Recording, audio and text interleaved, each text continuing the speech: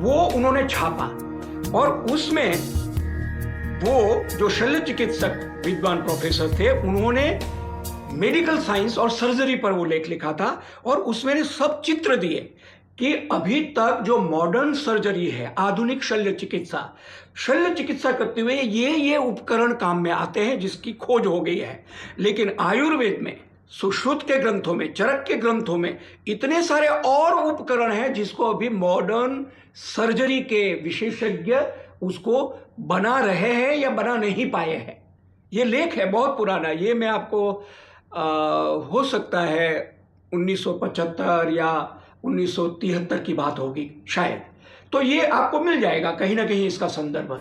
तो इसका मतलब है कि हमारे पास से जो विधाएं हैं वो चूंकि ब्रिटिशर्स लोगों ने, अंग्रेजों ने उन परंपरा को विलुप्त किया इसलिए हम उससे वंचित हो गए। लेकिन अब हमको उसका ज्ञान हो और हम जाने, उसकी गरिमा का अनुभव करें कि हमारे पास तो निधि है, पूरा समुद्र है ज्ञान का। तो ये है हमारी भारतीय ज्ञान की परंपरा है, हर एक विज्ञान की परंपरा हमारे यहाँ है। अब जैसे अष्टांग योग की बात कहें, जो पतंजलि मुनि का है अष्टांग योग, एक तो योग है कि हम व्यायाम आसन करते हैं, तो 8 प्रकार का है जिसमें यम, नियम, प्राणायाम, आसन और उसके बाद ध्यान, धारणा, समाधि। ये जो अष्टांग योग है वो पूरा विज्ञान है।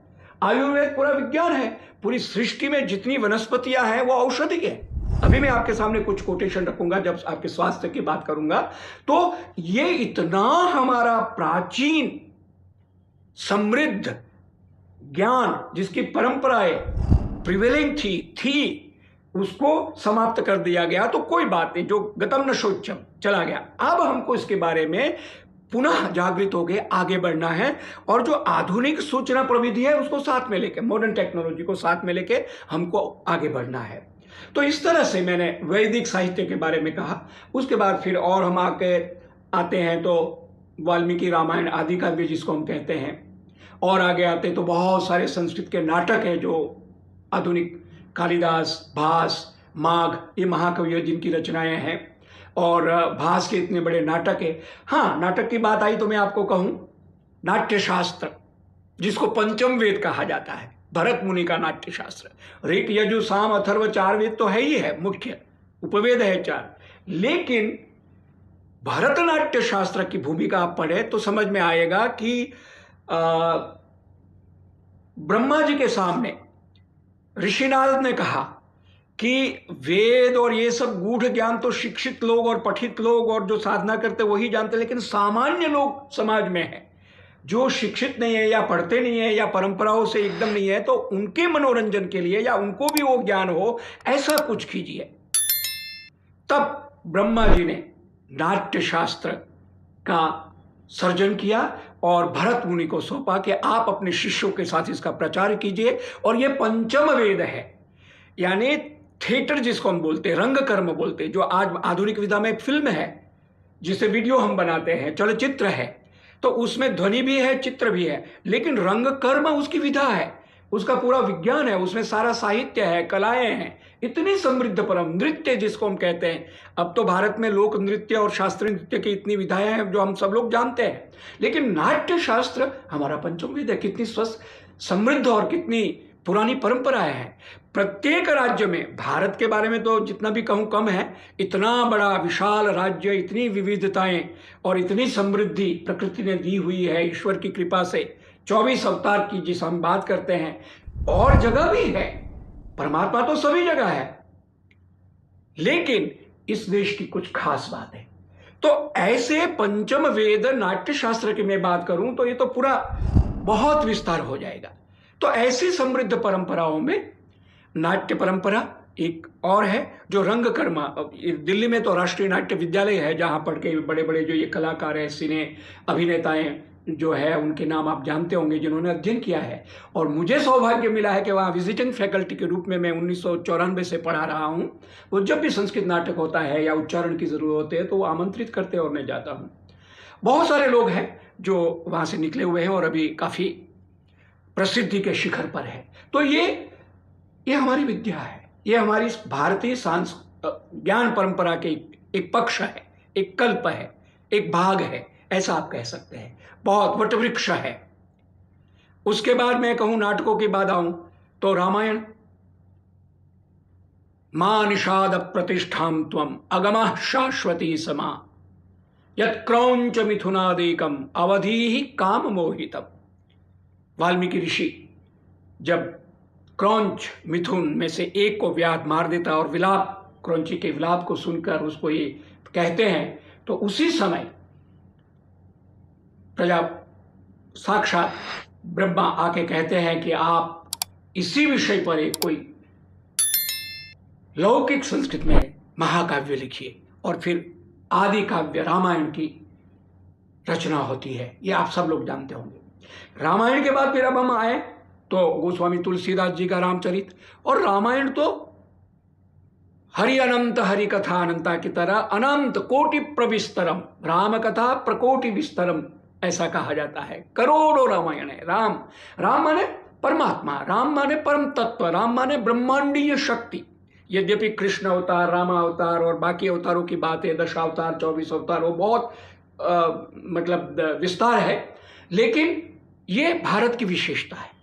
भारत की विशेषता में एक बात और भी मैं आपको कहूं कि भारत का महत्व है। कोई पूछे कि भारत क्या पहचान है, तो गंगा और हिमालय तो है ही है, लेकिन 5 गकार से भारत की विशेषता बताई जाती है, जो आप सब लोग जो विद्यार्थी हैं वो आराम से इस बात को समझ सकते हैं सहजता से। एक तो है गौ। गौ पशु है, लेकिन इसका विशेष महत्व है।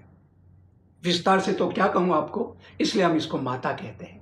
तो भारत की विशेषता गौ।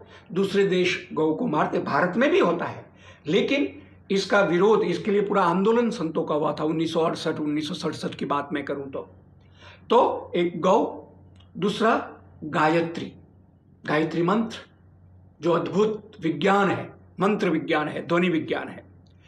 गौ, गायत्री, गंगा, गंगा की बात सब जानते हैं, और श्रीमद् भगवद गीता। गंगा गीता, गीता ग्रंथ है जो सर्वोपनिषदो गावो दुग्धा गोपाल नंदना, सब कुछ निचोड़, पूरी भारतीय वैदिक चिंतन का जो निचोड़ है, उपनिषद वगैरह, उसका गीता में सार रखा गया है 700 श्लोक में। तो गीता भारत की पहचान है, गायत्री भारत की पहचान है, गौ भारत की पहचान है, गंगा भारत की पहचान है, गीता भारत की पहचान है, और 5वां जो है विशेष, पूरे विश्व में विशेषता है भारत की, वो है गुरु परंपरा। हमारे यहाँ गुरु को मंत्र और श्लोक आप जानते हैं, गुरुर् ब्रह्मा गुरुर्विष्णु गुरुर्देवो महेश्वर गुरु साक्षात परब्रह्म तस्मै श्री गुरवे नमः। केवल रूपक नहीं है, केवल वर्णन नहीं किया गया, गुरु ही, चाहे वो माता के रूप में गुरु हो, पिता के रूप में हो, अग्रज के रूप में हो, या जो दीक्षा देने वाले गुरु हो। हमारे यहाँ तो परमेष्ठी गुरु, सदगुरु, इस तरह से गुरु के कई भेद इस प्रकार से किए गए हैं। तो ये भारत की पहचान के रूप में माना जाता है। तो मैं आपको ये बता रहा था कि किस प्रकार से इन परंपराओं को चलाने के लिए हमारी जो गुरु परंपरा है उसका विशेष महत्व है। यद्यपि शिक्षा का व्यवसायीकरण हो गया है, फीस देके हम पढ़ते हैं, तो हो सकता है छात्र विद्यार्थी के मन में उतनी श्रद्धा और उतना विश्वास ना हो, लेकिन अल्टीमेटली हमारे अज्ञान को दूर करके हमें अपनी पहचान कराएं, उसी को तो गुरु कहते हैं ना। बाकी ठीक है, व्यावसायिक शिक्षा देने वाले भी गुरु है, टीचर जिसको हम कहते हैं, या अध्यापक कहते हैं, या प्राचार्य कहते हैं, आचार्य कहते हैं, ठीक है शब्द से, लेकिन जो अपनी बात को, अपने स्वरूप को समझा दे। आध्यात्मिक परंपराओं में तो उसी शिक्षा के लिए तो इसी कहा है। इसीलिए आज बोलते हैं, लोग कहते हैं कि ये विद्या वो है, विद्या यासा विमुक्तये, जो व्यक्ति को शुद्ध ज्ञान कराए, अपनी पहचान कराए, वो विद्या है। लेकिन अब उदरम भरी विद्या की बात कही जाती है। आज की विद्या क्योंकि उसका व्यवसायीकरण हो गया है, गुरुकुल परंपराएं उतनी धूमिल हो गई है, तो इसीलिए उदरम भरी यानी व्यवसाय के लिए, नौकरी के लिए, सेवा के लिए हम विद्या अर्जन करते हैं, ऐसा कहते हैं। लेकिन धीरे धीरे इसमें भी परिमार्जन आएगा। तो ये भारत की विशेषता है। तो इस प्रकार से अनेक विज्ञानों की बात जैसे मैं कर रहा हूं, उसमें कोई छूट जाए तो आप मुझे क्षमा करेंगे। लेकिन स्वास्थ्य की बात आई तो उसके बारे में थोड़ा मैं कह दूं, क्योंकि समय धीरे धीरे आगे बढ़ रहा है। स्वास्थ्य शब्द का अर्थ आप सब लोग जानते होंगे। मैं संस्कृत का विद्यार्थी हूं तो पहले कहूं स्वस्थ, स्वस्मिन तिष्ठति इति स्वस्थ, जो अपने में रहे। अपने में रहे का मतलब हम अपने में ही है। लेकिन मैं बलदेवानंद सागर जब ये जानूं कि मेरे इस शरीर की प्रकृति, वायु प्रकृति, कफ प्रकृति, ये 3 प्रकार की जो प्रकृति है, कफ वायु पित्त, वो बराबर रहे और मैं ठीक, मेरी 24 घंटे की जो दैनंदिन चर्या है वो ठीक रहे, मैं स्वस्थ रहूं और जितना काम है वो करूं, मुझे गाढ़ निद्रा है, मुझे भूख लगे, मेरा स्वास्थ्य ठीक हो, मेरी सब कर्मेंद्रिया ज्ञानेंद्रिया सक्रिय हो, तो मैं स्वस्थ हूं। और हर एक का ये मौलिक अधिकार के वो स्वस्थ रहें और उसके लिए प्रयास करना होगा। प्रकृति मदद करती है, लेकिन प्रकृति के साथ जब हम संस्कृति में जिए, जब उसको सुपरिष्कृत कर दे, तो हम हर कोई स्वस्थ रह सकते हैं। इसीलिए अष्टांग योग का महत्व है, जो हमको प्रकृति से संस्कृति की ओर अग्रसर करता है और हमको श्रेष्ठ मानव बनने में सहायता मिलती है। तो स्वस्थ शब्द का अर्थ अपने आप में रहना। अब स्वस्थस्य भावः स्वास्थ्यम, ये व्याकरण का तद्धित प्रत्यय इणत करके स्वास्थ्यम, स्वास्थ्यम माने हेल्थ, अंग्रेजी में मैं कहूं तो हेल्थ माने निरोगिता, आरोग्य, ये शब्द है जिसमें रोग ना हो, कोई रोग ना हो। जैसे कहते हैं ना कि इसको तो नख में भी रोग नहीं है व्यक्ति को, तो निरोगिता। और ये रोग जो है केवल मनुष्यों में नहीं है, पशुओं में भी होता है, वृक्षों में भी होता है, प्रकृति के अन्य अंगों में भी रोग होता है। तो रोग बड़ा, जैसे प्रकृति है वैसे ही रोग की अपनी प्रकृति है, वो सहज रूप में है, सृष्टि का एक नियम कहिए या क्रम कहिए वो है।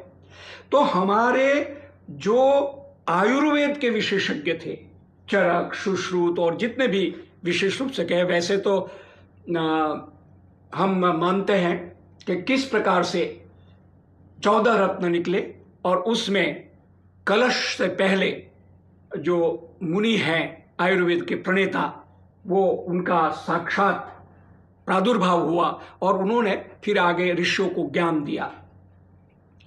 तो कई सूत्र है, मैं समय के अभाव के कारण कुछ सूत्र आपके सामने रखूंगा जो बहुत व्यावहारिक है और हम सब के लिए उपयोगी है। जैसे एक सूत्र आता है, अजीर्णे भोजनम विषम। आपने सबने सुना होगा कि अगर भोजन अजीर्ण हो जाए, पचे ना, तो क्या करना होगा, उसको ठीक करने के लिए हमें उसके लिए उपाय करना होगा, नहीं तो विष हो जाएगा। अगर हम खूब खाएं या ऐसा खाएं जो भोजन अजीर्ण हो जाए, पचे नहीं, अनपच हो रह जाए, तो वो विष हो जाता है। और विष का काम नकारात्मक है। जैसे अमृत जीवन को प्रसन्न, स्वस्थ, निरोगी बनाता है, रस, वैसे विष जो है वो जीवन को अस्वस्थ और नकारात्मक पक्ष की ओर ले जाता है। इसलिए कहा है हमारे आयुर्वेद विशेषज्ञों ने, अजीर्णे भोजनम विषम।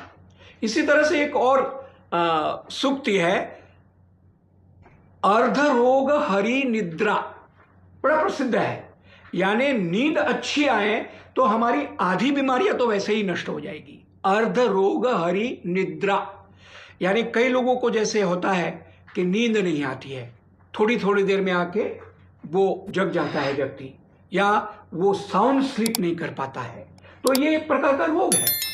तो अगर साउंड स्लीप आए, गाढ़ निद्रा आए, तो हमारे जो कुछ रोग होते हैं उसमें से आधे तो वैसे ही नष्ट हो जाएंगे। तो इसलिए कहा है अर्ध रोग हरि निद्रा। इसी तरह से एक और सूक्ति दी गई है आयुर्वेद में, मुद्गदाली गदव्याली।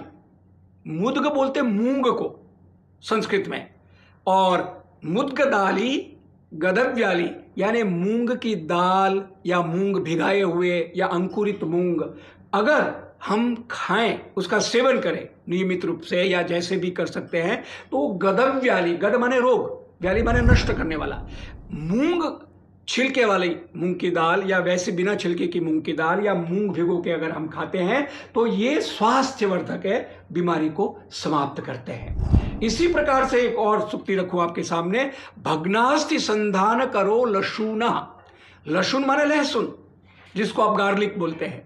तो लहसुन को खाने से, उसकी कलियां या आपने सब्जी में, हमारे यहाँ तो खूब मसाला डाला जाता है सब्जी में, दाल में लहसुन डालते हैं, तो भग्नास्थि संधान करह, अगर किसी की हड्डी टूट जाए भग्न अस्थि माने हड्डी, भग्न माने टूटी हुई हड्डी, उसको संधान कर, टूटी हुई हड्डी को जोड़ने में लहसुन बहुत प्रभावी है। इसलिए बहुत सारी मॉडर्न जो मेडिसिन है एलोपैथी की, उसमें भी लहसुन का खूब प्रयोग किया जाता है। हमारे यहाँ लहसुन खाया जाता है, यद्यपि वैष्णव संप्रदाय में या वैष्णव विचारधारा में प्याज और लहसुन का क्योंकि थोड़ा तामसिक उसका असर होता है, लेकिन ये औषधि है, औषधि के रूप में इसका सेवन किया जाए तो टूटी हुई हड्डी को जोड़ने में बहुत सहायक होता है लहसुन। अच्छा, इसी तरह से आयुर्वेद का ये अति सर्वत्र वर्जयेत, ये तो बहुत है कि एक्सेस इज